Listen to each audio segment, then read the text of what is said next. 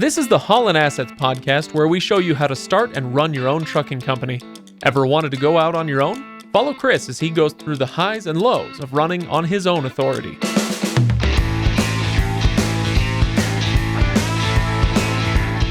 Welcome, everybody. Welcome to the Haulin Assets podcast, episode number 125. Today, we're talking about increasing your financial IQ. And by we, I mean Chris, because I am Craig and I'm a financial idiot. But over there on the couch, he's Chris and he is not. We're hopefully going to make you a little bit more savvy when it comes to increasing your financial IQ. There you go. We'll hopefully even you can learn something in this episode. Part of the concept of this show when we first started was, it's nice to have a guy like me who knows little to nothing about the subject, who can ask you the stupid questions. Because a lot of people are going to have those questions, right? And over the years, Chris, unfortunately, I've come to learn a lot about the trucking industry, and I'm smarter than I'd like to be, is what I'm trying to say. That's not to say I'm actually smart, but smarter than I'd like to be on the subject. And now I get to step back into my role as the idiot asking idiot questions, because we're going to talk about finances. Well, I think that's a good, really helps me make one of the points I want to make, is that this episode is not necessarily for owner-operators or business people. It is, obviously, but the principles that we're going to talk about today are applicable to anybody. So if you're a truck driver, the stuff that we're going to talk about today are lessons and principles that you can learn and you can apply today in your life and hopefully make a better situation for you, your family, your loved ones. Well, there you go. And we are going to get to that right after I tell everybody to go to HaulinAssetsLLC.com to check out full show notes and past episodes and leave a comment and all that stuff. You can also leave those comments on Facebook. We get a lot of great comments on Facebook. I really like going in every once in a while and perusing what all you guys have to say. So thank you, everybody who does that. And also thank you to everybody who goes and rates and reviews the show. We really appreciate that. So whatever platform you use to listen to it, go ahead and give us a glowing 5-star review. We much appreciate that, and it really, honestly, does help out the show. So if you enjoy what we do, please consider doing that for us. And if you do that, which we appreciate, leave some comments too. A lot of those review, like if it's iTunes or something, you can leave some comments. Tell us what it is that you like about the podcast, and it kind of gives us an idea of where to focus our efforts. Mm-hmm. Absolutely.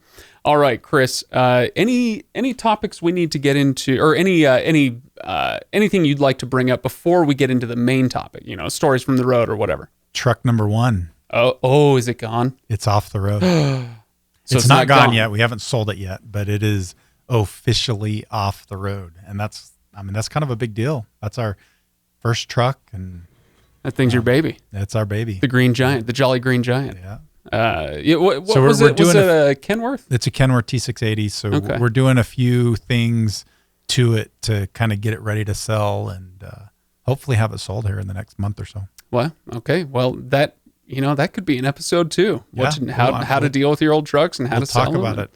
Absolutely. Whether it becomes a full episode or not, I don't know, but we'll definitely talk about what happens once we sell it. Yeah. Well, it's exciting. It's a little heartbreaking because I am the nostalgic type, Chris, which is probably the wrong personality set for a really rigorous business owner. You're right? Nostalgic? Is that like you're a hoarder? You're not going to throw things out? Is that what you're saying? I mean, look around you in this studio. This is you're a organized, clean hoarder. Let's just say I have a lot of stuff. I just have things. Okay, Chris. So truck number 1 is off the road, and we're going to hear more about that later. But today, financial IQ. How do you want to start us off with this? What made you think of this topic? Why did you want to talk about this? Finances and being financially savvy and smart is something I'm super passionate about. I feel like it's one of those things that I've gotten very good at over the years, and it's a subject I like talking about it. So I guess since it's my podcast, I get to choose what I like to talk about. Do what I want. Yeah, absolutely. So today we're going to talk about, being financially savvy. And one of the cool things about it is, when we talk about being financially smart and having a high financial IQ, in my opinion, it's not really about intelligence. It's way more than that. I don't think you have to really be the sharpest tool in the shed to be financially smart. Oh, thank goodness. Yeah. I put myself in that category. I'm not the smartest guy in the world, but I've gotten pretty good because it's more about having a plan and being disciplined than it is about being smart. Isn't that, there are so many examples in life, or I shouldn't say so many, there are some examples in life where you look around and you're like, boy, that person has such a genius for this thing. They're so smart. They're so whatever, that they couldn't help but succeed. But that's 1% of the success stories out there. The rest of them, I had discipline. Yeah. I think that's the perfect word for it. I had commitment to a plan, rigidly maintained my schedule, whatever. So it's the old saw about 90% perspiration and 10% inspiration, or whatever. There's a lot of different analogies and things you could say. Like I was thinking about how do I talk about this, or how do I bring it up, and I think one of the things that kind of came to mind to me was like when you think of intelligence, like this is not one of the common sayings you hear all the time. It's not rocket science, and I think there's a lot of truth to the financial savvy thing. It's you don't have to, like, there's only so many people in this world. They're going to be rocket scientists because it just takes a very high level of intelligence to be able to do that, and we're not all there. Whereas another thing that I think is a little bit more applicable to the financial IQ and financial smarts, it's more like a marathon. In my opinion, just about anybody can run a marathon. It may take you years to get to the point where you can run it, but if you've got a good plan and you're disciplined and you have the desire to run a marathon, I think just about anybody can do it. All right. Well, anybody can do it. And we're going to put that to the test today because you're going to try to convince me to be disciplined. Okay. So Chris, as I understand it, a lot of this came about, or I shouldn't say this came about, but one of the influences on you has been a book. Yep. That's really important. Tell us about the book. It's called The Richest Man in Babylon. It's by George S. Clason. And it's actually an older book. It was written, I think, in the really early 1900s. Mm-hmm. But it's a super simple book to read, and it's got just a fun, entertaining story. And it talks about, it kind of takes us back into the days of Babylon, and it talks about a guy that was financially savvy. And one of the things, kind of to go on the same subject we've been talking about, the main character at the beginning of the book, a couple of his childhood friends were talking about how, like, they were just as good as him at sports, they were just as good at him in school, and they were just as good as him in all these other things. But he, in their adult life, got far ahead of them as far as in the financial world, and it's just because he learned to follow these 7 principles that help you kind of create and build wealth. Okay, And are you looking to go through all 7 of those? Are you going to give away the book, Chris? I'm not going to go through all 7. Not going to give away the book. I'm going to talk about a handful of them, and then I've also got kind of one principle that's really more my principle, something that I've been thinking about that I think is really important. Okay. As far as gaining financial independence or being financially smart. And before we get into that, if you don't mind me interjecting a little bit. Like you said, this is for everybody. This isn't just about owning a trucking company, right? So this is generally applicable rules. But one of the takeaways that I've had over the last 3 years or so, and that I hope a lot of other people have had as well, is that a lot of the principles when it comes to running a trucking company, whether you're a single owner operator or whether you're trying to build a fleet, a lot of the principles that you're going to put into place are things that you can practice wherever you're at in your life.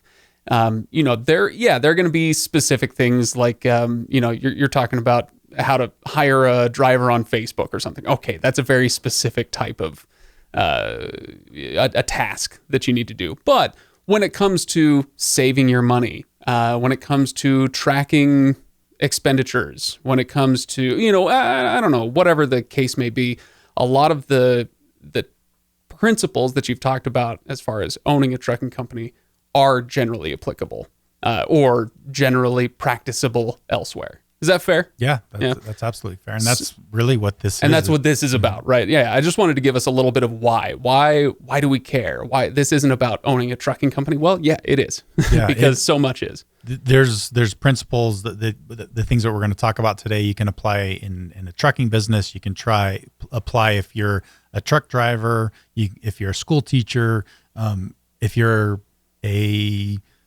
doctor. And that's kind of one of the things that I think is really interesting about this is I've seen people in my life that make $50,000 a year that apply these principles and become wealthy. And I've also, on the other end of the spectrum, I've seen people like doctors are notorious for this. They make, $500,000 a year, but end up declaring bankruptcy or just can never accumulate wealth because they don't manage their money well. They don't follow these principles. Right. And so I truly believe anybody can do this. You don't necessarily have to be a business owner to gain wealth. I just, since we talk so much about business ownership, I think it's one of those vehicles that can get you there faster. And a big reason is because as a business owner, you have something to invest your money in that you kind of control. And so I think it helps you get there faster. But you don't necessarily have to be a business owner to be able to get there. And so we'll talk more about that as we get further on. Okay. All right. Well, let's start in then with the first principle. What's the first one that you want to talk about? So the first principle is really the one that's really my principle. It doesn't really talk about this in the book. But it is, you have to believe that you control your own destiny. And in all honesty, when I think about this, going back into the business ownership thing, I don't think you should be a business owner if you don't believe this principle. Mm-hmm. If it's if your fate is decided by outside forces, and you're a victim of circumstance or whatever the case is, then don't even try. Because if you're not going to put forth the effort to solve problems and to fix things if you don't think what you do will have an impact on that. And I see that all the time. Like it's, you can't be a victim of circumstances. You have to, the way that I look at it is when a problem like that arises, especially when it's something outside of your control, a good business owner is going to view that as a detour and not a roadblock that they can't push through. So what you're saying is it's not that there aren't circumstances. Yeah. It's just that you work with them or against them, but you're not letting them steamroll you. I mean, we talk about fuel prices all the time. That would be a great, a relatable one for the trucking industry.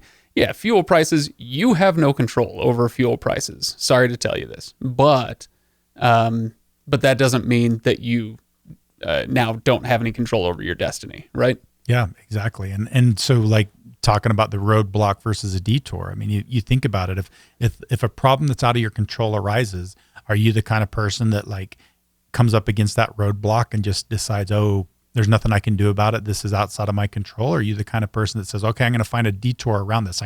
I have a problem in front of me and I'm going to figure out a way to solve it. And it's those guys that do that and that believe that are ultimately successful. And like, I look at my circumstances and like, I don't care what the conditions of the economy are.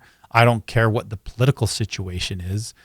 There are people being successful in this industry under all of those circumstances. And my belief is if they can do it, I can do it. And so like, that's why I believe like I control my own destiny. And even when things outside of my control happen that suck, I can find a way to manage that.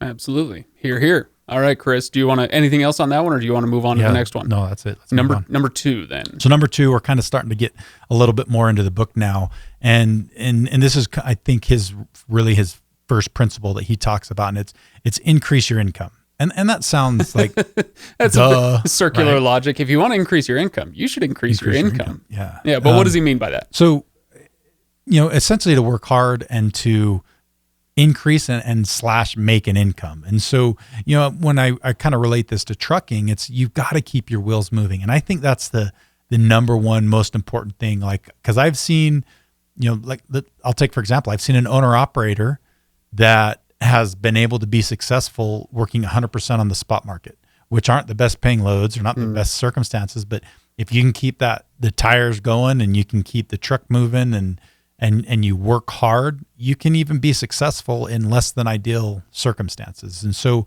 to me, that's the most important thing. Then, once you kind of get in that habit and you do that, then you try to do things to make you more effective, like direct shipper lanes, like we talk about. But if we want to blow this out and make it general, then what you're saying is that this is, as you say in the book, this is kind of the first thing he brings up, it sounds like. So this is our core principle: increase your income, keep working hard. Next month or next year, you should make more than you did this year. Yeah. That's your core goal. And then there's stuff that we can do around the edges, and we'll talk about more things, right? Yeah. And then to kind of go along with that, not just increase your income, but then, the principle is that you pay yourself first. And you hear this from lots of successful people that say it one way or another, but it's essentially, he says, at a minimum, you should take 10% of what you make and you set it aside for yourself, not to spend on yourself, but that 10% becomes your money that you can work with. Mm-hmm. And we'll talk a little bit more about that again as we get a little bit further along. You're paying a future version of yourself. Yeah. Something like that. I mean, it's that kind of whole adage that it takes money to make money. I mean, that's what your money you're going to use to make more money later on down the road. Right. Okay. All right. Number 3 then, Chris, what do you got? Number 3 is manage your expenses. And this is, again, another one of those things that's, important. If you look at it on the personal side, it's like living within a budget. And you hear people all the time that complain about budgets, right? I don't want to follow these rules. It restricts me. And right. and in some ways it does. In some ways it kind of sucks. But I think what happens, I see this happen in my life. Like, I don't think this happens to everybody. But when you don't live within a budget, you end up spending money on things that are really not meaningful to you at all. And so in my opinion, what a budget does, it helps you focus your spending habits on the things that are really, truly important to you. So you don't squander your money away on something that's really ultimately meaningless. So you're not giving up one of, something that's truly meaningful to you for something that's really not. And I'm trying to think of what a good example of that would be. I have candy bars. So someone I know, let's just put it that way, spent an exorbitant, and I do mean exorbitant, amount of money on a very trendy coat. Okay, so you've seen Chris. I'm sure you're all over TikTok. Oh, what is it? Tick what? Tick what now? They've got a salve for that. It's one of those things really trendy on social media. Everybody's getting this type of thing, and it's so glamorous. And you see the influencers wearing them out on the streets of New York or whatever. And so this person was like, I've got to have it. It would bring me so much joy. Spent $700 on a coat. Wow. $100 on a coat. It's not like a ski coat or anything? Nope. It's what's called a quilt coat. So it looks like your grandma's bedspread, right? It's a quilt coat. Wow. And got it and didn't care for it. It just wasn't like, I can't quite find situations to wear it in. And when I do, it doesn't seem to fit quite right. And so it sat in the closet for 2 years. Wow. Never got worn. And just got given away to somebody else because they couldn't find somebody to buy it because the trend is over. It didn't last. And the trend didn't last. And so now you're saddled with this $700 coat that you can't offload. And so one of her other friends was like, oh yeah, I remember that. I would love one of those. And so she just gave it away. And that's like a great example because when you budget, you kind of become more deliberate about what you spend your money on, and you say, okay, is that coat really truly important to me? Right. And if it is, okay, spend the money on it. But it may not be, and it may be more important to spend it on. I want to be able to go on this vacation, and so it to me, a budget just really kind of helps you channel and focus your expenses so that you're spending money on what's truly important. And that number one important thing should be that 10% minimum that you set aside for yourself. There you go. Any other ways that you want to kind of tie that into trucking or just general interest? I do, and we may go into a bit of a rabbit hole on this one. It may be a kind of a deep dive. Us? Rabbit hole? We'll talk about it. What? Yeah. We've never done that before. I want to talk about personal income, like kind of how an owner-operator pays themselves. Okay. And we've touched on this subject a little bit in the past, but I want to maybe take it a little bit deeper.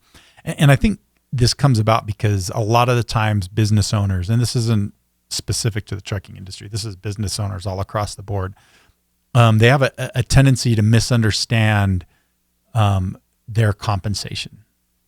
And I think owner-operator is a perfect word for this, because if you think about it, an owner-operator, they're an owner and they're also an operator. There's kind of those two segments, and that's really how your pay, your compensation as an owner-operator should be treated. You, as an owner-operator, should get paid a salary for what you do, and then you get a return on what you own. So you get an operator compensation, which is your salary and your pay, and you get a return, which is compensation for what you own as a business owner. And oftentimes people don't make that distinction between the two of them, and it gets them into a lot of trouble. So you take, for example, and I've said this before, we've talked about this a lot. As an owner-operator, especially as a new owner-operator, how much do you pay yourself? What's my recommendation? Same rate that what you were making at your last job, right? Essentially the market rate of a driver. Yeah. Right? So that's what you should be paying yourself, because ultimately as an owner-operator, that's what you do. And there may be other things that you do that you can kind of, if there's money in the business to do this, you only do it if there's money in the business to do it. But you can pay yourself for some other things that you do. Like if you do all the accounting, you can bump that up just a little bit because you're doing something. You can pay yourself if you do all the dispatching because you're doing something. But if you're paying somebody else to do your dispatching for you, if you're paying somebody else to do the accounting for you, you don't have money in the business to also pay yourself for those things. If you're pretty much just driving and you're having somebody else do about everything else for you, then you should only pay yourself as a driver. Okay. I think this might be the key core concept, whatever we want to call it, as far as owner-operators go from this episode. And in fact, I think you've talked about this before, but let's break the fourth wall here, pull back the curtain. And I just want to tell people, you thought this was so important that you printed out a whole sheet of paper with one line of text, and that text says, there you go. What does it say, Chris? They can't read that. It's too small. It says, you get paid a salary for what you do, and you get a return on what you own. I'm just saying, it's so important. You printed it out, and now I think you're going to leave that here so I can frame it and put it on the wall, right? That's for sure. Such an important concept. It is. It really, it seems like it's kind of trivial, but it's not, because it's an important principle that you've really kind of got to get the concept of, because one of the things that I see happen, and it's because people are breaking this principle.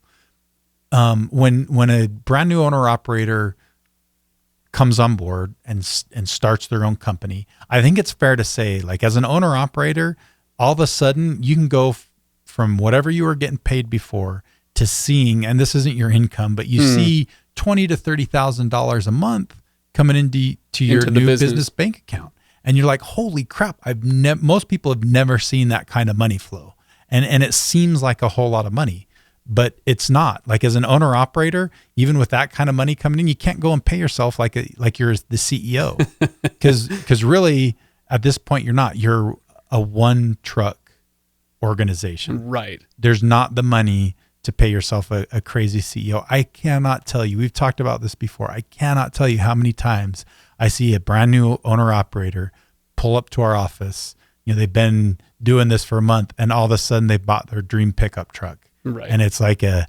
$80,000 pickup truck.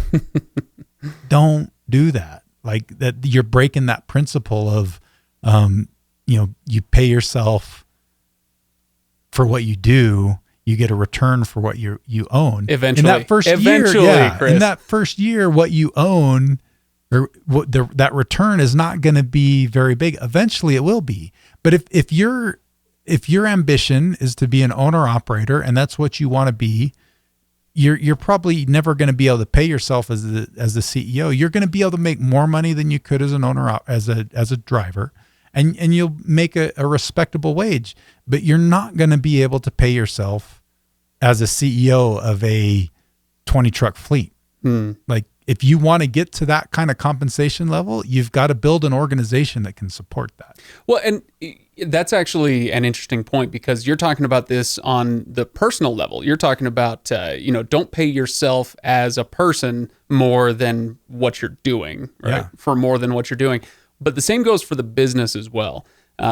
People can get all sorts of weird ideas about, well, if I buy this thing, it'll be a tax write-off, and it's just investing in the business, right? And so, yes, sure, I'll get the Christmas lights for my truck, or whatever sweet new accessory that they don't actually need, because they think, oh yeah, look at how much money is coming into the business. I'll just kind of splurge on the business. See, I'm being wise. It's for the business, right? And that kind of is a good transition into our next kind of mistake or thing that I see a lot of people do when it comes to mismanaging their expenses is you hear, one of the benefits of business ownership is tax write-offs. Yeah. And some people, way too many people take that to an extreme.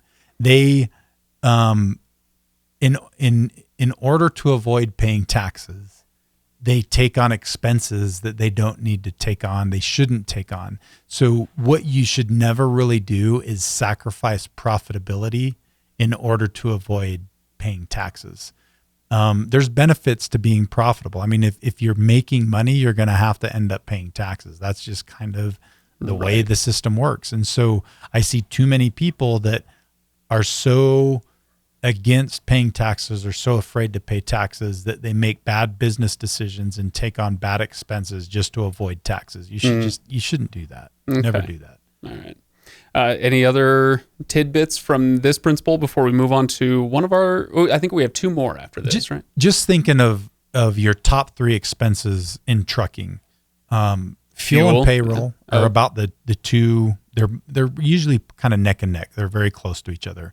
And then, especially if you're an owner operator with older equipment, repairs and maintenance. And even if with newer equipment, that's probably going to be your next biggest expense, or at least very close to it. So driver pay is a little harder to control. The market really dictates that to a vast extent, and it's kind of hard to, you got to pay drivers. You don't want to undercut them. You got to pay them what they're worth, or you're just going to go through bad drivers. But fuel is definitely something. Even as a single owner operator, you can be very conscious of where you're fueling. You can find good fuel programs that you can get on, and there's things that you can do to save. There's things you can do to your truck to make it more aerodynamic, to make it more efficient. How you drive that truck is going to help manage your fuel expenses. So there's a lot of things you can do there. There's things you can do in repairs and maintenance. So, just be cognizant of that and, manage those expenses to the best you can. Ben Franklin, what's one of his famous sayings? Ouch, that lightning really hurt. Well, yeah, that might be one of them.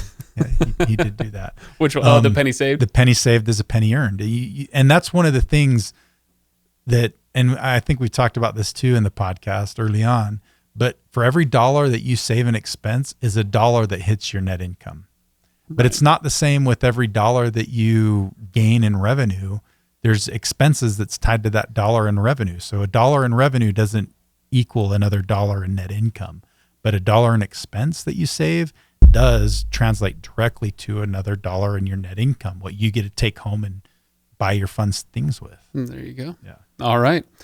Chris, principle number 4 then, if we're moving on. All right. And so this is one where I think having business ownership really kind of helps a little bit. You don't necessarily have to have business ownership to be able to do this. You don't, but it helps if you do. And that's reinvesting your earnings. And so that we talked about, that first principle of part of it is to save your 10% that you kind of pay yourself with first. And that's where you want to use that 10% that you save and reinvest it into other things that you understand, or, at least have a basic understanding of, so that you can, have that make more money. It's kind of like, I was thinking another analogy of how you do this, but when you reinvest money into a good investment, it's like rabbits. What are rabbits known for? Being cute and fuzzy. And what else? They kind of reproduce, right? Yeah. Prolifically. And money can do the same thing. Like you put $1 into an investment, and that investment's going to eventually produce another $1. And if you leave those $2 into that investment, even more quickly, it's going to produce another $1. And you just keep doing that. And that's the beauty of time value of money, is it's going to grow and it's going to make you more wealthy. And so the two most powerful words in the English language, right? What's that? Compound interest. Compound interest. Yeah. Warren Buffett, he's one of my guys that I like to follow quite a bit. I think it was one of his biographies or a book that he wrote or something. I can't remember what, but it talked about how when he was married to his wife, and this is probably not the best marriage advice, but he would anytime his wife wanted to go spend $500 on something, he'd calculate in his head, if we invest this $500 instead of going and spending it in 10 years, it'd be worth this much money. And that you could take it too far. You can take it too far, but you should. I mean, that's one thing that you should always kind of consider is, if I'm spending this money, would it be better off reinvesting? And in all honesty, I look back at my life, and that's one of the things that's made a big impact and a big difference for me financially compared to some of my peers that I've lived with, is that I made a lot of sacrifices early on and reinvested money, whether it was in some of my real estate or stocks or businesses. And, that was hard to do at the beginning because I was sacrificing not getting some of the things that people around me were getting.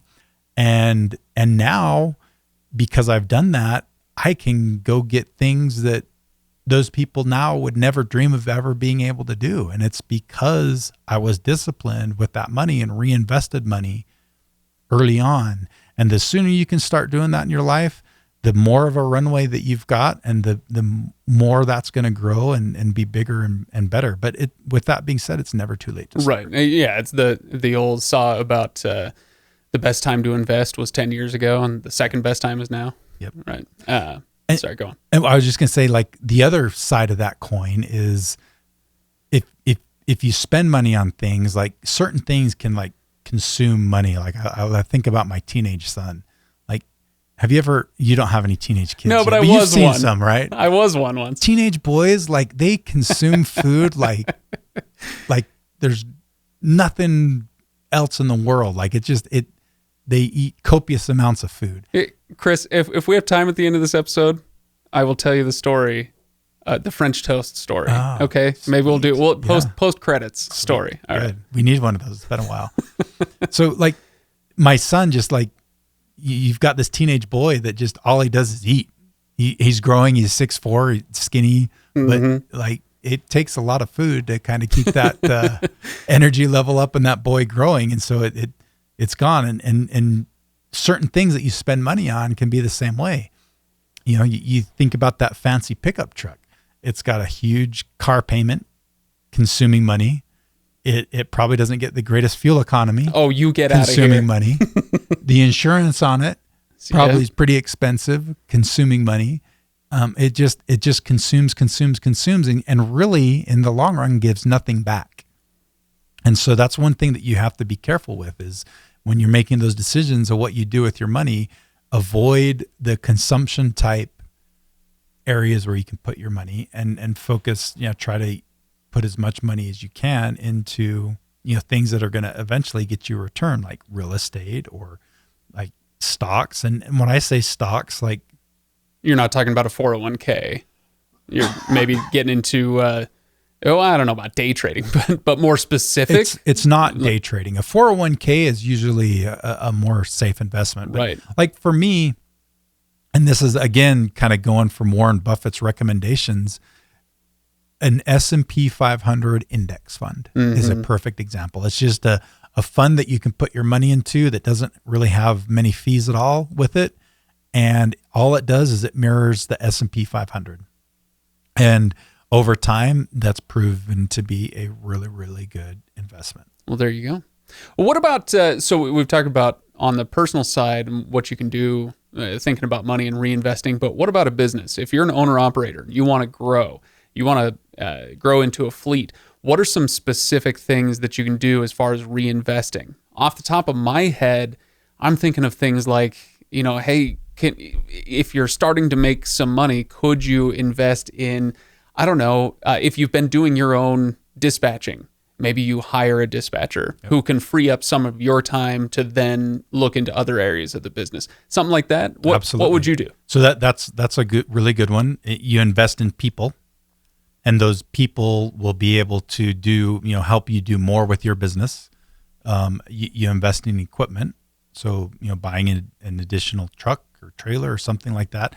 And if you're getting bigger, you may want to start considering, this is something we will eventually do. We're not there yet, but buying our own building where we can maybe have our own shop and invest in a shop so that we can do some of our own preventive maintenance and minor repairs and things like that. And so those are all ways that you can invest your money and over time get a really good return on and make more money.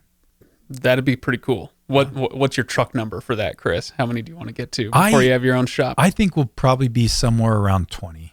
Okay. Maybe 20 to 30. Right on. I think somewhere in that realm we'll probably buy our own land and build a building or buy a building and have our own little shop. Something to look forward to. Yeah. All right. We have one more to get through. Any other notes on that topic before we move to the last point? I don't think so. Okay. All right. So principle number 5, Chris.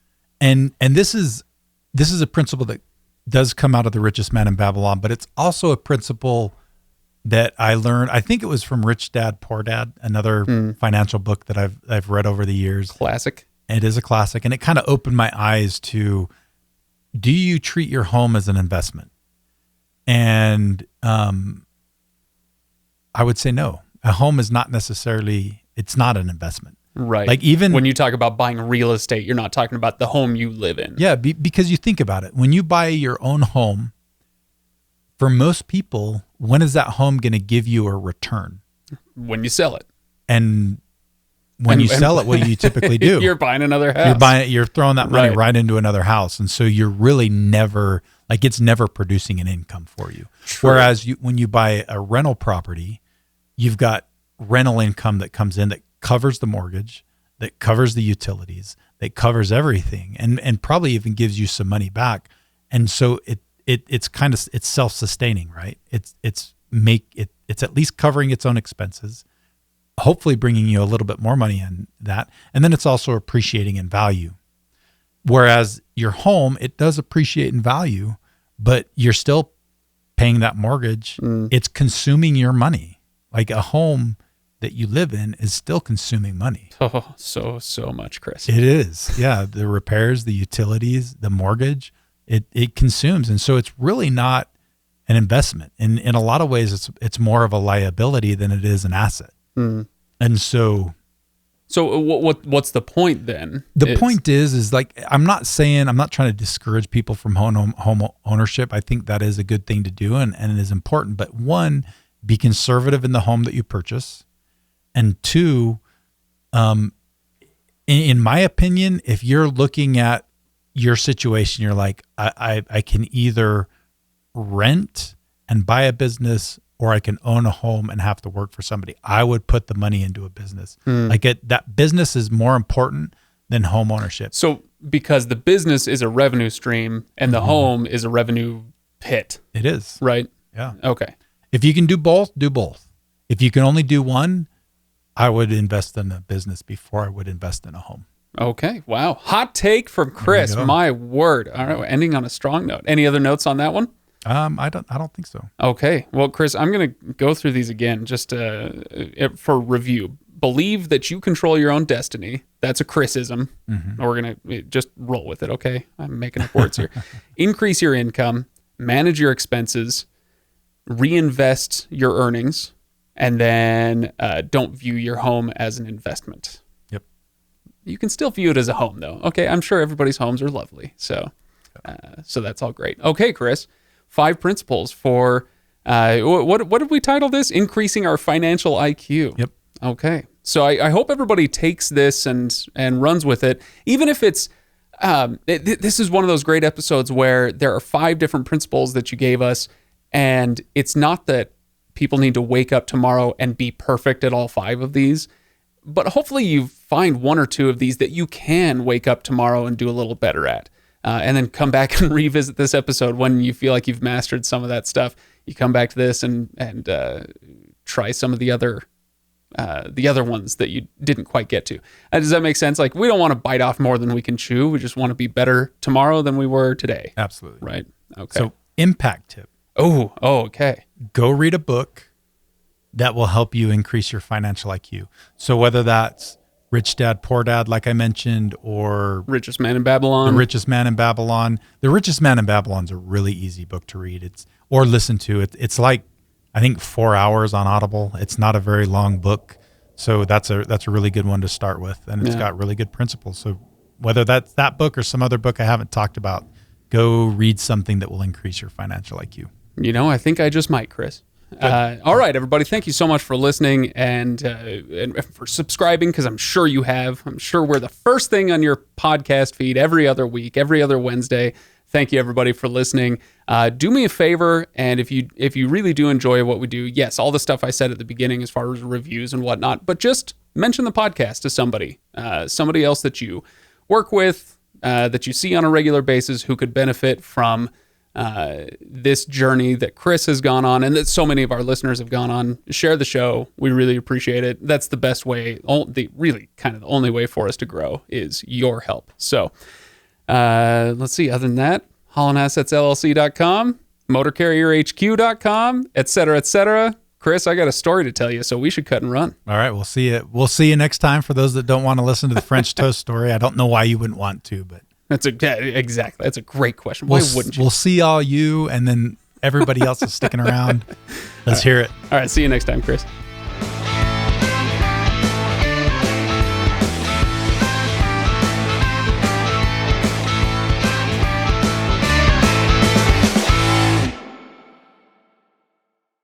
All right, I'm ready. I want to hear the story.